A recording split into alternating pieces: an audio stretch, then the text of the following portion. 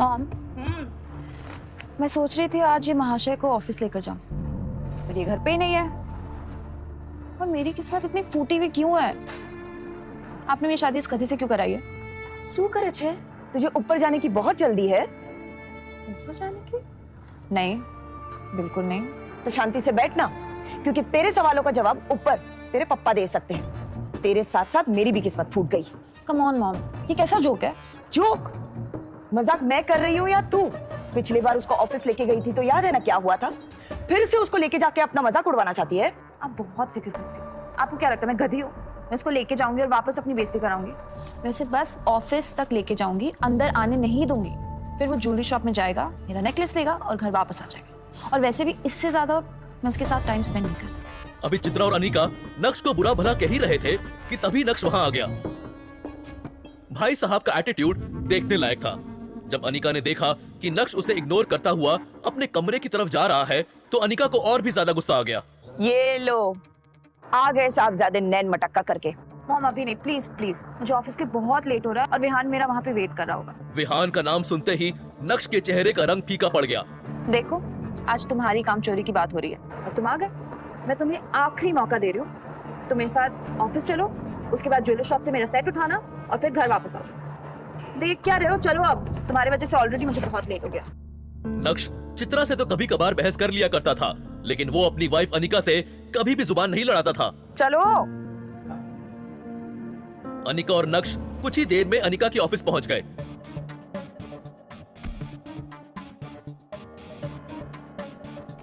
अनिका जब अपने कैबिन में पहुंची तो उसका दोस्त और बिजनेस पार्टनर विहान बजाज पहले ही वहां बैठा उसका इंतजार कर रहा था। यार अनिका, मैं पिछले 1 घंटे से बैठा तुम्हारा इंतजार कर रहा हूँ। ये आदमी इतना खाली है कि 1 घंटे से यहाँ बैठ के मेरी बीवी का इंतजार कर रहा है। I am so sorry Vihaan, क्या है ना, कुछ लोगों के कारण देर हो जाती है। अनिका की बात सुनकर विहान के 1 घंटे इंतजार करने की शिकायत एक पल में ही गायब हो गई और वो बस मुस्कुराते हुए अनिका को ही देखे जा रहा था। वो आज बहुत ज्यादा खुश नजर आ रहा था। विहान, आज तुम बहुत ज्यादा खुश लग रहे हो। कोई लॉटरी तो नहीं लगी तुम्हारी? भाई साहब, अब तुम्हारा आना किसी लॉटरी से कम है क्या? भाई साहब, ये मत भूलिए कि आप एक ऑफिस में हैं और ये भी मत भूलिए कि आपको दोस्ती की सीमा नहीं लांघनी है। तुम चुप रहो। विहान, मैं समझी नहीं, तुम क्या बोलने की कोशिश कर रहे थे?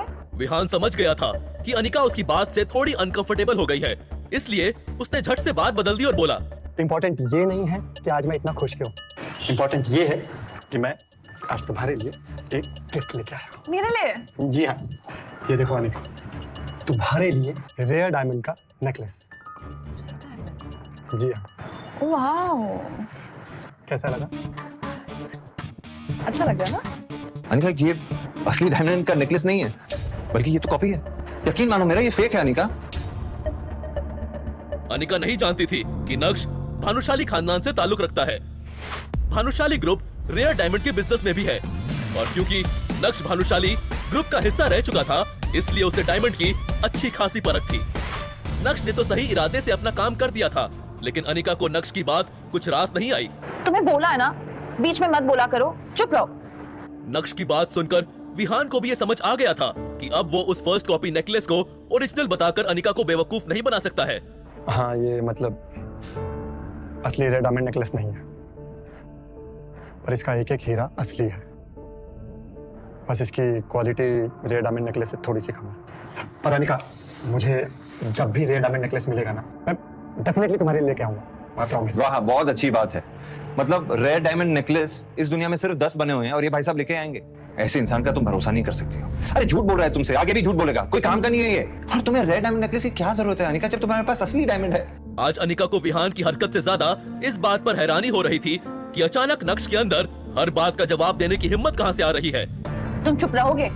नक्श के मुंह खोलने से पहले विहान को लगा था कि अनिका नेकलेस देखते ही उसके प्यार में पागल हो जाएगी। आखिर वो उसे कोई छोटी चीज नहीं, डायमंड का हार दे रहा था। अब पोल तो उसकी खुल चुकी थी, तो वो करता भी क्या, शांति से चुप बैठने के अलावा उसके पास करने के लिए और कुछ भी नहीं था। पर इस वक्त अनिका के पास विहान को दिलासा देने के अलावा और कोई चारा नहीं था। तो क्या हुआ विहान, अगर ये कम क्वालिटी वाला डायमंड नेकलेस है, ये नॉर्मल सी बात है। अब हर कोई वो रेयर डायमंड वाले नेकलेस तो नहीं खरीद सकता ना। और वैसे भी हमारे देश में ऐसे बस 10 ही हार हैं और जहां तक मुझे याद है उसमें से एक हीरे की नेकलेस की नीलामी हुई थी और वो डायमंड नेकलेस कहीं 1.5 से 2 के बीच में, 2 करोड़ के बीच में बिका था।